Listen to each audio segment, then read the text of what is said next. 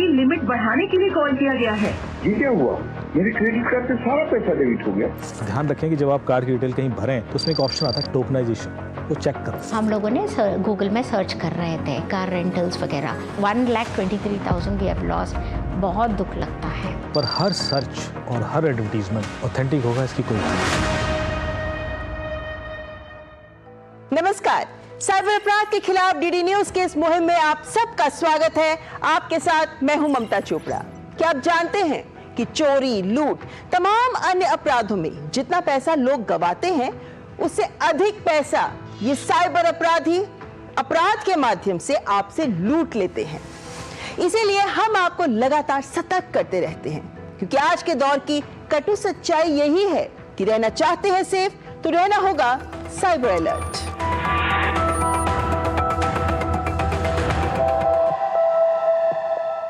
Fraudsters, scammers और cyber अपराधियों को एक ही चीज चाहिए होती है और वो है आपका पैसा।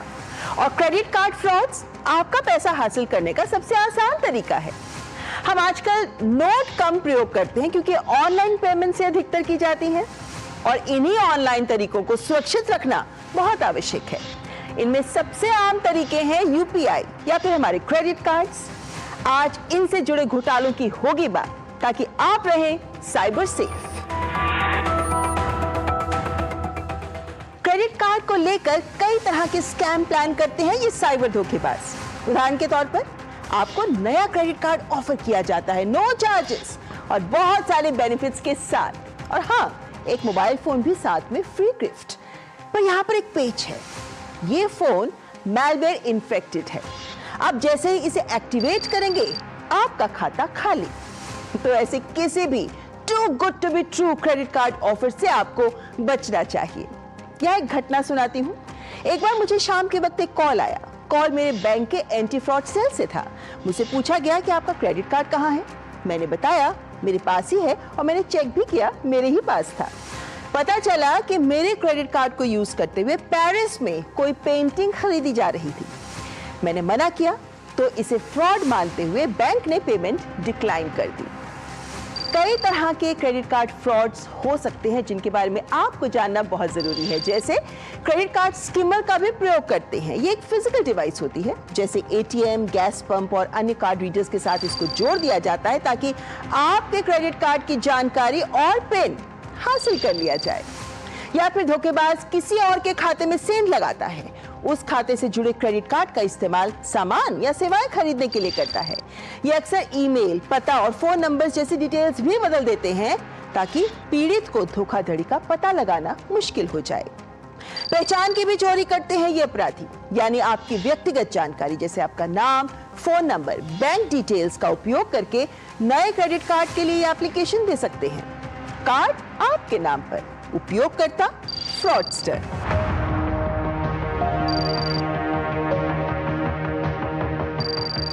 ये एक डिवाइस आती है जो आपका कार्ड क्लोन कर लेती है। उसके बाद वो क्लोन कार्ड से आप एक कार्ड बना लेते हो और वो कार्ड आप कहीं पे भी यूज कर सकते हो।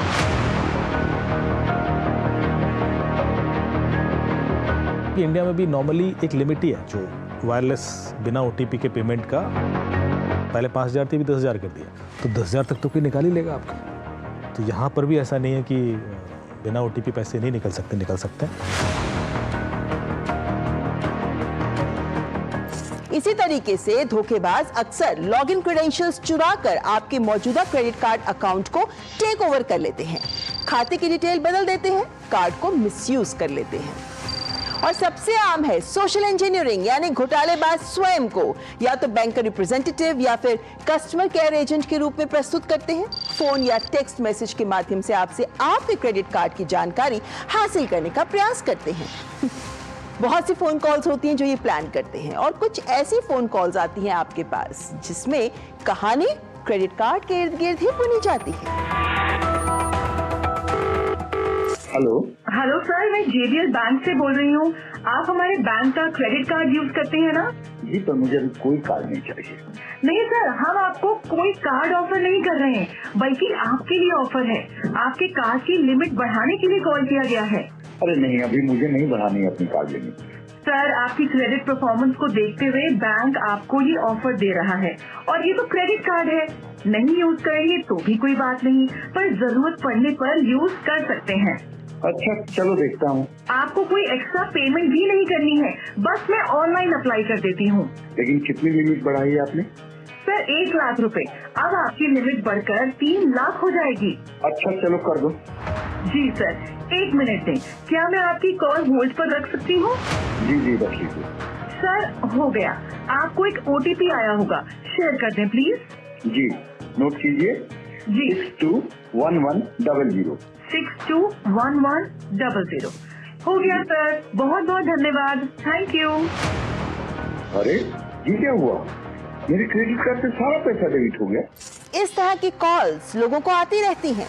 हालांकि सेवा प्रदाता कंपनियों के द्वारा उठाए जा रहे तमाम कदमों से अब स्पैम कॉल फिल्टर से ऐसी कॉल्स में कमी आ रही है। लेकिन साइबर सेफ रहने का रूल याद रखें, यानी किसी के भी कहने पर कोई ऐप डाउनलोड ना करें, किसी अनजान व्यक्ति के द्वारा भेजा गया लिंक क्लिक ना करें। और अब तो अधिकतर सेवाएं ऑनलाइन हो गई हैं, तो सतर्क रहना जरूरी है। ये धोखेबाज साइट क्लोनिंग भी करते हैं। आप जो भी वेबसाइट या ऐप देख रहे होते हैं वो असली के समान ही लगता है। आप पेमेंट कर देते हैं। नकली साइट या ऐप से धोखेबाज क्रेडिट कार्ड धोखाधड़ी करने के लिए जरूरी आपकी सारी डिटेल्स हासिल कर लेते हैं। किस वेबसाइट, किस ऐप पर आप मनी ट्रांजैक्शन कर रहे हैं, इस पर ध्यान देना बहुत आवश्यक है।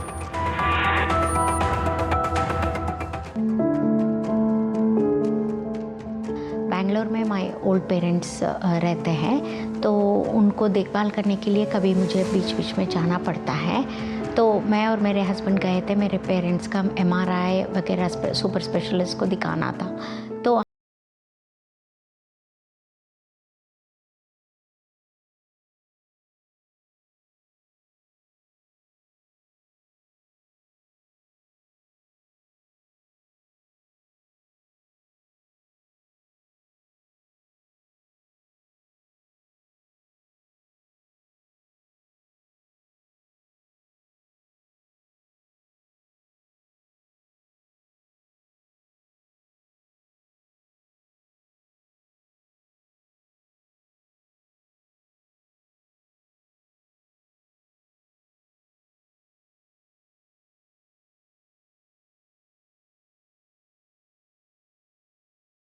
एंड एक लिंक भेजा, हमने कहा हम लिंक में पैसा नहीं भेजेंगे। तो दे सेड ओके, आप एक काम करो, आप प्ले स्टोर में जाके हमारा ऐप डाउनलोड करके कर सकते हैं। तो हमने वैसे ही किया। हमने वो देखने के बाद 150 रुपीज़ का रजिस्ट्रेशन करने की कोशिश किया। जब हमने डेबिट कार्ड में किया तो वो डिक्लाइन आया। तो हमने फिर उनको कॉल करके बताया ऐसे डिक्लाइन आ रहा है। तो उन्होंने कहा आपके पास क्रेडिट कार्ड है तो कर लीजिए। तो हमने सोचा चलो क्रेडिट कार्ड से ही ट्राई करेंगे। तो हमने जैसे ही डाला तो वो क्लिक हो गया, वो 150 रुपीज़ उनको पहुंच गया। तो उन्होंने हमको एक मैसेज भी डाल दिया, thank you for registering and और भी कुछ लिखा था, क्या प्रोसीजर आगे को करना है, कौन सा कार वो भेजेंगे, वो सब प्रोसीजर लिखा था। हम वो प्रोसीजर रीड कर ही रहे थे, तब तक एक OTP आया फॉर 98,000 रुपीज़। हमने सोचा ये 98,000 का कुछ भी हमने ट्राई ही नहीं किया है, तो हम वो क्या है देखने से पहले विदिन 10 सेकेंड्स वो 98,000 चला गया। फिर इमीडिएटली अनदर OTP आया फॉर 15,000 एंड वो भी चला गया। और लास्ट में एक आया 10,000 का। तो ये 10,000 का आया डेबिट कार्ड वाला, जो हमने डेबिट कार्ड से ट्राई किया था उसका था वो। एंड वो एक्चुअली 15,000 को ट्राई किया था, वो डिक्लाइन आया। 15,000 नहीं था बैलेंस डेबिट कार्ड में, क्रेडिट कार्ड में 1.25 लाख रुपए का बैलेंस था, इसलिए इतना सारा वो लोग निकाल पाए थे। 1,23,000 वी हैव लॉस्ट। बहुत दुख लगता है। लोगों को ये जानना होगा कि इंटरनेट पर अधिकतर आइडेंटिटीज़ ऐसी हैं जिन पर आप ट्रस्ट नहीं कर सकते, चाहे वो किसी भी पर्पस से हो। जरूरी नहीं कि क्राइम ही हो, पर कई बार क्या होता है ऐड ही आ जाता है, कई बार कोई ऑफर आ जाता है। अभी लोग जो क्रिप्टो वाले इन्वेस्टमेंट वाले गेम भी हुए, मैंने उनसे पूछा आपका बातचीत शुरू कहाँ से हुई थी? इंस्टाग्राम से, फेसबुक से। अरे फेसबुक, इंस्टाग्राम पे ऑनलाइन किसी व्यक्ति से आप बातचीत शुरू कर रहे हो, वो आपको कुछ सजेस्ट कर रहा है और आप उस पर ट्रस्ट कर रहे हो। आपको कैसे पता कि वो व्यक्ति ऑथेंटिक है, क्रेडिबल है? कोई वेरिफिकेशन आपने किया नहीं, और ये प्लेटफॉर्म करते भी नहीं। इंटरनेट पर आप नहीं ट्रस्ट, आप कॉल पर ट्रस्ट नहीं कर सकते।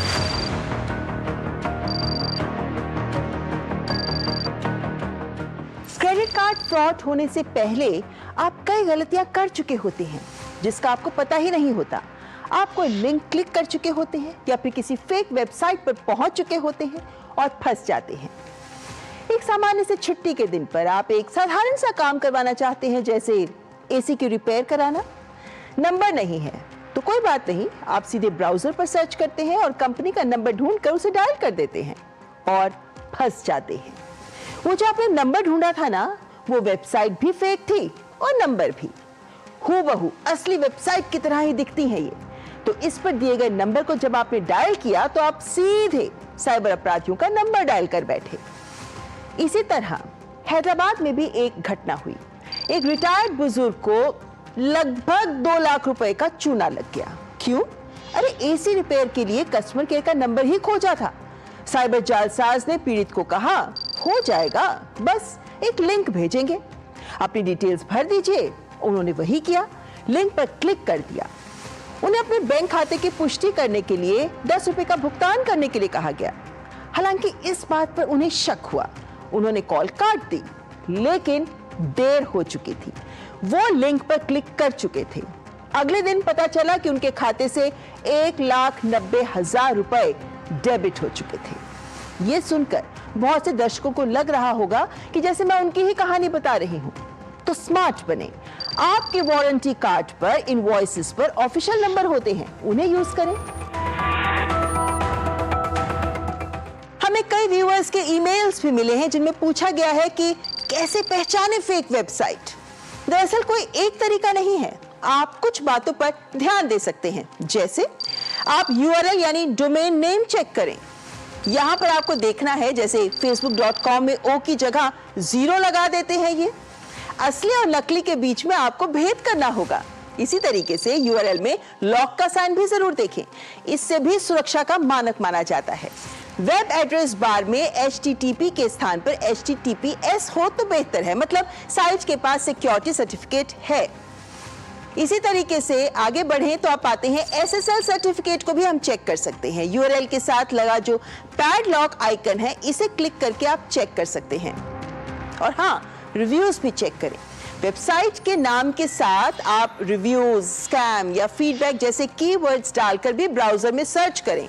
अगर किसी यूजर को नेगेटिव एक्सपीरियंस हुआ है या फिर उन्होंने साइट को धोखाधड़ी वाला बताया है तो आप सचेत हो जाएं।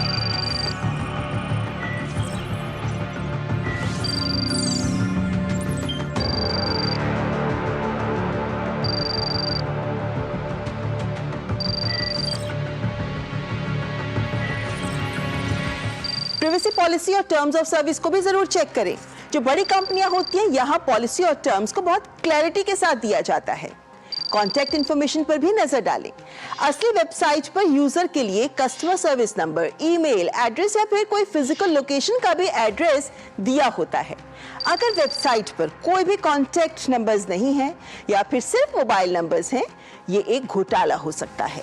Fake sites generic email addresses जैसे info@domain.com इत्यादि ऐसे एड्रेसेस यूज करती हैं। ये किसी रियल बिजनेस से जुड़ा हो जरूरी नहीं है।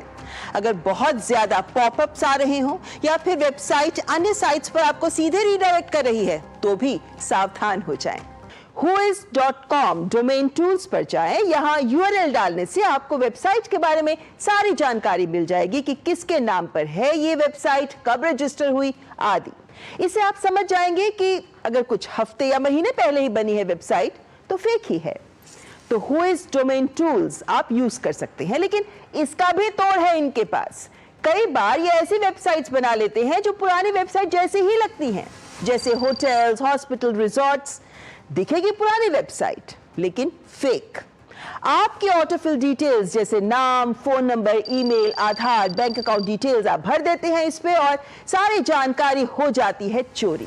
whois डिटेल्स आपको उसके पैरामीटर्स दे देगा कि ये कब वेबसाइट बनी, इसका ओनर कौन है, यदि वो विजिबल है तो। यदि आप उसके और अंदर जाना चाहते हैं तो फिर वो मूवी आर्मर करके टूल है जिसमें आप कोई भी लिंक स्कैन करके देख सकते हैं कि ये लिंक मेलवेयर है, इसके कोई डेटा चोरी तो नहीं हो रहा है, कोई क्लोन लिंक तो नहीं है, या ये किसी भी तरीके से आपको नुकसान तो नहीं पहुंचा सकता। तो ध्यान दें, कमर्शियल वेबसाइट्स पर ट्रांजैक्शन से पहले वेरिफिकेशन अवश्य कर ले।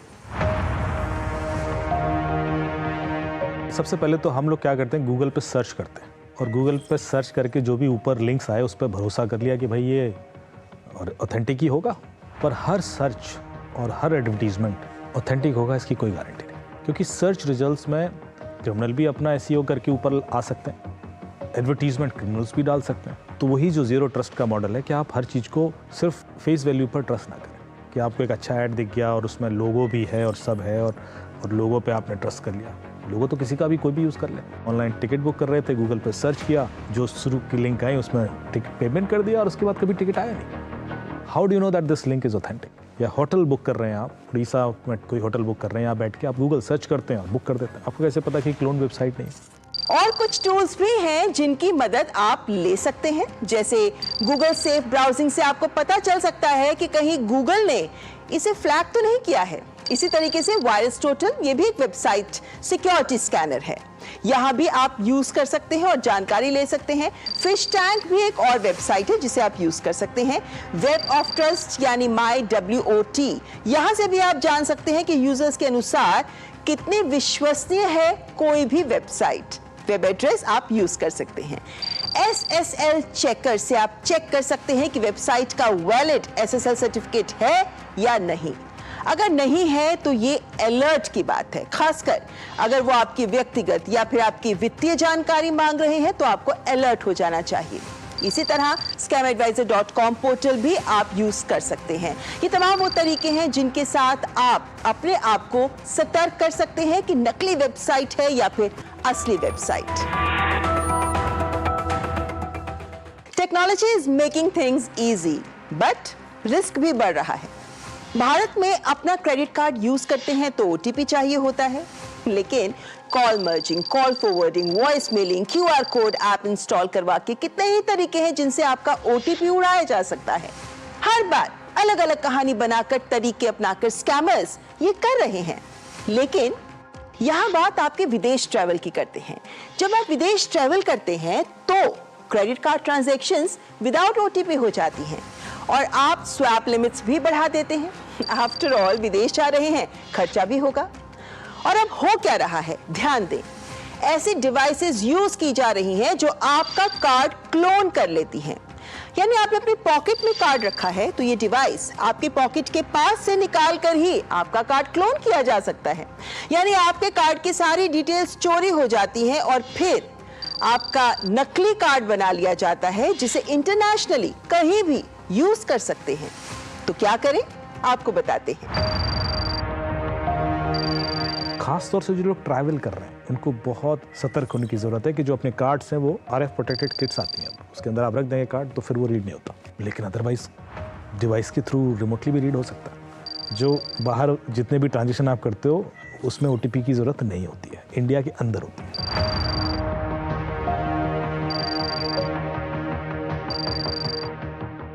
बहुत शातिर है ये साइबर ठग। एक और नया तरीका अपना रहे हैं ये लोग। ये मोबाइल यूजर्स को टोल टैक्स ना चुकाने पर जुर्माना लगने जैसा मैसेज भेज रहे हैं। इस तरह के स्कैम को स्मिशिंग, SMS और फिशिंग मिलाकर स्मिशिंग नाम दिया जाता है। मोबाइल यूजर्स को तुरंत जुर्माना चुकाने के लिए कहा जाता है, लेकिन जैसे ही मैसेज में दिए गए लिंक को ओपन करते हैं, यह लिंक उन्हें एक फर्जी पेज पर ले जाता है। नकली डोमेन जो एकदम असली डोमेन की तरह ही दिखता है, जिससे लोगों को इसे पहचानने में दिक्कत होती है और वे इसे सही समझकर इसी लिंक पर क्लिक कर देते हैं और फर्जी पेज पर पहुंचने के बाद लोगों से उनके bank card, credit card, debit card की जानकारी मांगी जाती है और बस फिर आपका निजी डेटा, सारी जानकारी स्कैमर्स तक पहुंच जाती है। तो कभी भी किसी भी अनऑथराइज्ड लिंक पर क्लिक ना करें।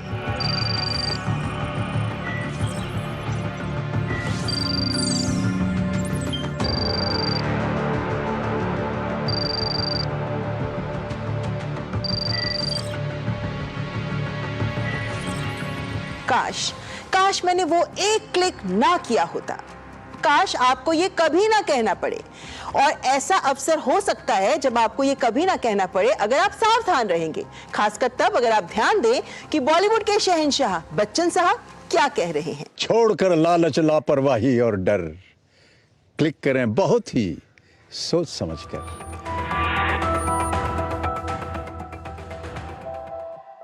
तो सुना, छोड़कर लालच, लापरवाही और डर, सोच समझकर क्लिक कर।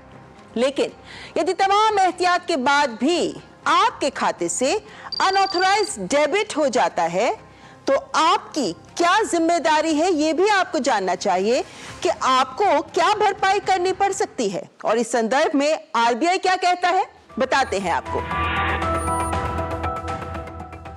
सबसे पहले क्रेडिट कार्ड फ्रॉड के मामले की बात करें तो अगर कोई फ्रॉड होता है तो घटना के 3 दिन के अंदर ही अगर आप बैंक को धोखाधड़ी की रिपोर्ट कर देते हैं तो आपको कोई नुकसान नहीं होगा।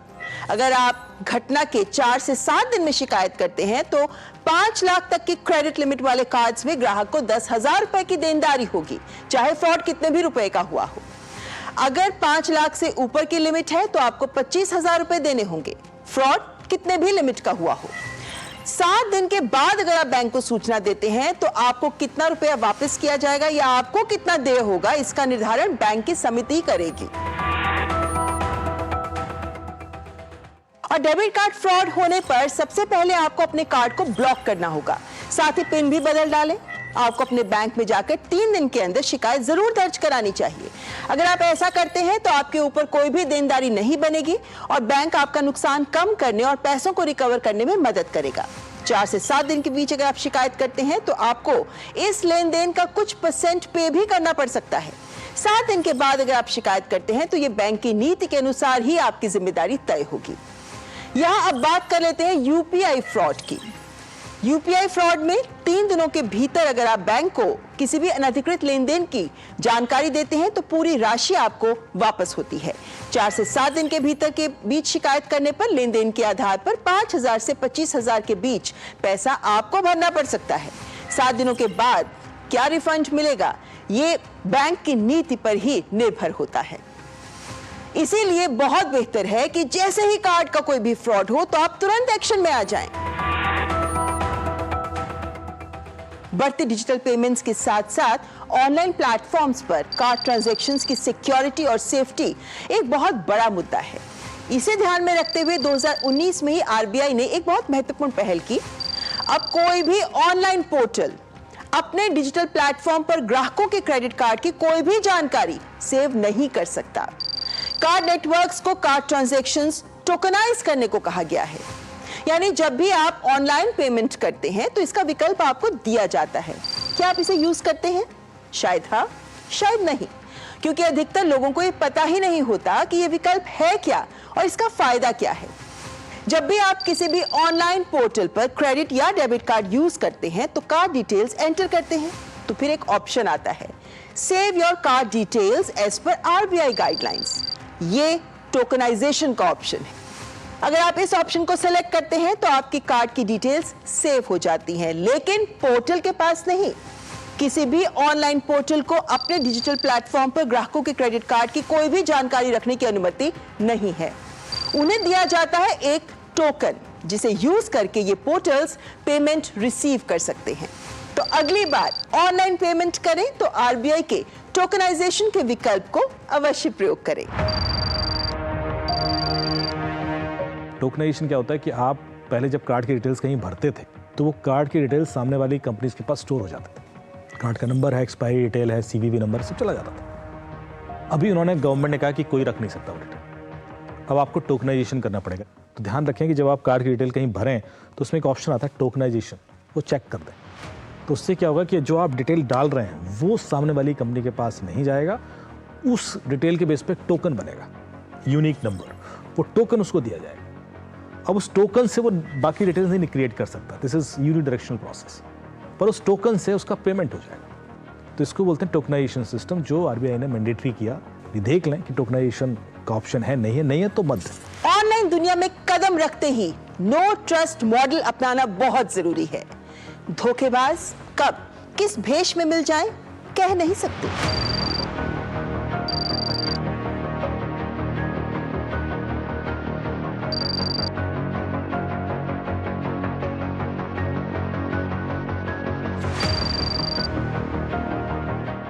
ये कार्यक्रम है आपके लिए, तो जुड़िए हमारे साथ। हमारा ईमेल आईडी cyberalert.ddnews@gmail.com।